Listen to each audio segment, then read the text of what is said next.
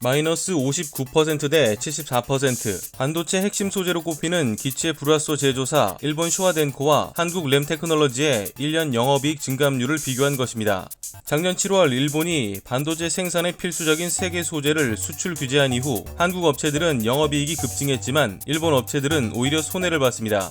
한국무역협회에 따르면 작년 1월에서 4월 기준 전체 수입 불화소 중 44.7%였던 일본산 비중은 올해 같은 기간 12.5%로 낮아졌습니다.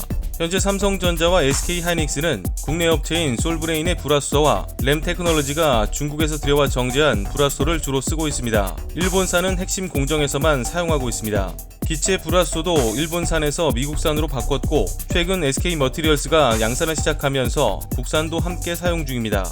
한국 불화소 업체들은 영업이익이 일본의 규제 전보다 5에서 74% 급증했습니다. 반면 일본 소재 업체들은 주 고객인 삼성전자, SK하이닉스와 거래가 줄면서 매출과 영업이익이 급감했습니다.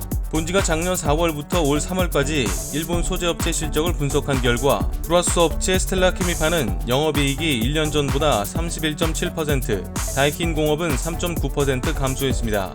비상장사인 모리타도 30% 정도 줄어든 것으로 알려졌습니다. 접히는 디스플레이를 만들 때 필요한 플루오린 폴리이미드는 일본의 수출 규제 때부터 세부 특성이 달라 국내에 별다른 영향을 주지 못했습니다. 이 UV용 포토레지스트는 지금도 일본에 100% 의존하고 있지만 일본이 규제 발표 후에도 정상적으로 수출을 허가하고 있어 아직은 큰 문제가 없습니다. 특히 미국 듀폰이 국내 생산 공장을 짓기로 하면서 일본의 위협은 약해졌다는 평가입니다. 하지만 한국이 일본의 소재 영향력에서 완전히 벗어났다고 보긴 어렵습니다. 한국무역협회가 집계한 작년 대일 수입 상위 100개 품목을 분석해보면 실리콘 웨이퍼, 수치 제어판, 탄소 부품, 고정식 축전기 등 34개 품목은 일본산 수입 비중이 2018년보다 높아진 것으로 나타났습니다. 특수소재 분야에서는 일본 의존도가 여전한 것입니다. 우리 정부가 급히 소부장 산업 육성에 나섰지만 아직 갈 길이 멀게만 느껴집니다. 반도체 원판인 실리콘 웨이퍼의 작년 대일 수입액은 9억 3천만 달러, 대일 수입 비중은 40.7%였습니다.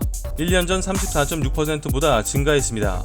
탄소 부품도 대일 의존도가 47.8%에서 56.7%로 높아졌습니다. 고정식 축전기는 대일 수입 비중이 6.1%포인트, 기타 정밀 화학 제품은 2.7%포인트 늘었습니다. 국제사회에서 소재와 부품, 장비를 정치적 목적으로 무기화하는 현상은 이제 일반화되고 있습니다.